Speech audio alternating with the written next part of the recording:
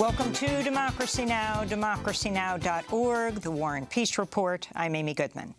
As Pope Francis visits South Sudan today, 27 people, including 5 children, were killed in clashes between cattle herders and militia members Thursday. The Vatican said the Pope's visit came in the hopes of reinvigorating a troubled peace process following a decade of conflict in South Sudan since its establishment in 2011. The Pope's visit comes after he spent the week in the Democratic Republic of Congo, where more than 1 million worshippers attended his Mass in Kinshasa. He condemned the simultaneous exploitation and neglect of the region by Western powers. The poison of greed has smeared its diamonds with blood. This is a tragedy to which the economically more advanced world often closes its eyes, ears, and mouth. Yet this country and this continent deserve to be respected and listened to. They deserve to find space and receive attention. Hands off the Democratic Republic of the Congo. Hands off Africa. Stop choking Africa. It is not a mine to be stripped or a terrain to be plundered. On Thursday, protesters gathered outside Kinshasa's Notre Dame Cathedral to denounce systemic sexual abuse in the Catholic Church. Advocates are drawing attention to the case of a 14-year-old girl who was raped by a priest in the DRC and demanding the Church apply a 2019 law enacted by the Pope to hold bishops accountable for sex abuse or for covering it up. This is Tim Law, founder of Ending Clergy Abuse. What happened after the abuse was reported to the bishop, the good sisters and priests that reported it all got fired, and the order disbanded, and the girl has left the country in fear of her life. If the Pope doesn't enforce this law, he's sending a message throughout all of Africa. Bishops, it doesn't matter, do what you want. If he enforces this law, he sends a message that he cares about the African children. Ukrainian President Volodymyr Zelensky has welcomed the European Commission President Ursula von der Leyen to Kyiv for talks on Ukraine's push to join the European Union. EU officials have said Ukraine's accession to the 27-member bloc will, at a minimum, take several more years as Ukraine needs to ensure more anti-corruption measures. At Thursday's summit, von der Leyen also said the Commission will set up a dedicated office at The Hague to prosecute war crimes committed by Russia during its war in Ukraine. Her remarks came as Russian President Vladimir Putin compared Russia's invasion of Ukraine to the Battle of Stalingrad in World War II. Putin spoke at a ceremony in Volgograd commemorating the 80th anniversary of the Red Army's victory over Nazi forces.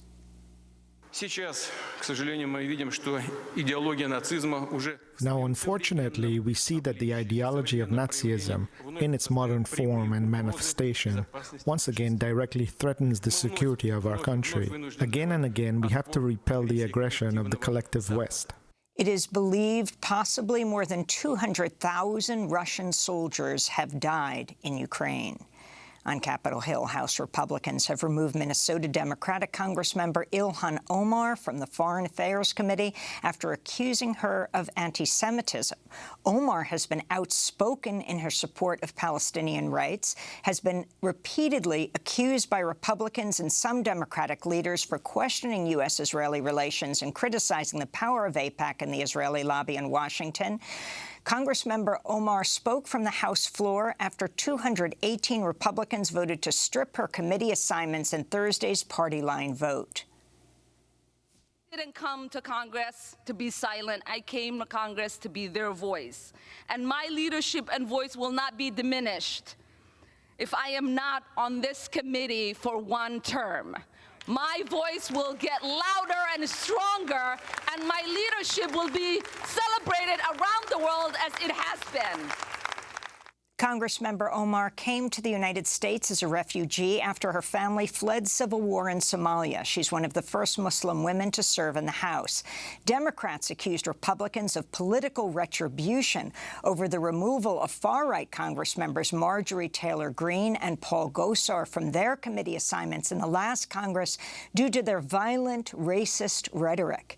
In 2021, Congressmember Gosar became the first lawmaker to be censured in more than a decade for posting an animated video on social media where he murders Congressmember Alexandra Ocasio-Cortez and attacks President Biden. This is Congressmember Ocasio-Cortez speaking from the House floor Thursday. I had a member of the Republican caucus threaten my life, and you all and the Republican caucus rewarded him with one of the most prestigious committee assignments in this Congress. Don't tell me this is about consistency. Don't tell me that this is about a condemnation of anti-Semitic remarks when you have a member of the Republican caucus who has talked about Jewish space lasers and an entire amount of tropes, and also elevated her to some of the highest committee assignments in this body. This is about targeting women of color in the United States of America. Don't tell me, because I didn't get a single apology when my life was threatened. Thank you. Meanwhile, the House approved a bipartisan resolution Thursday to, quote, denounce the horrors of socialism. The non-binding measure passed with the support of every Republican. 109 Democrats voted yes, 86 voted no, 14 voted present. Wisconsin Democrat Mark Pocan, who voted no, said, quote, this resolution is plain ridiculous. It jointly condemns Pol Pot and Norway, he said. He accused Republicans of staging the vote to pressure Democrats to accept cuts to Social Security and Medicare. In immigration news, nearly 1,000 asylum-seeking families remain separated after their children were forcibly taken at the U.S.-Mexico border under the Trump administration's zero-tolerance policy. That's according to the Homeland Security Department, which reported on Thursday that a task force created by the Biden administration has only been able to reunite some 689 children with their parents and relatives. An estimated 5,500 migrant children were separated from their families during Trump's time in office. Thousands have since been found and reunited with loved ones, largely due to the work of advocacy groups like the ACLU. President Biden had vowed to stop the practice and to pay reparations to the families separated by Trump, but his administration has now refused to pay restitution, while data shows Biden immigration officials have separated hundreds of families at the southern border. Members of the Congressional Black Caucus met with President Biden and Vice President Kamala Harris at the White House Thursday, a day after the funeral of Tyree Nichols. This is Nevada Democrat Stephen Horsford, chair of the Congressional Black Caucus. The death of Tyree Nichols is yet another example of why we do need action. But you've already led on the action that we've been able to take through executive order. We need your help to make sure we can get the legislative actions that are necessary to save lives and to make public safety the priority that it needs to be for all communities.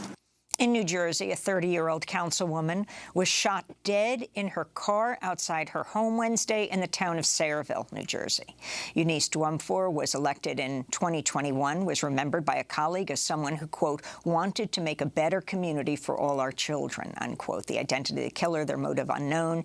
She leaves behind a young daughter and her husband.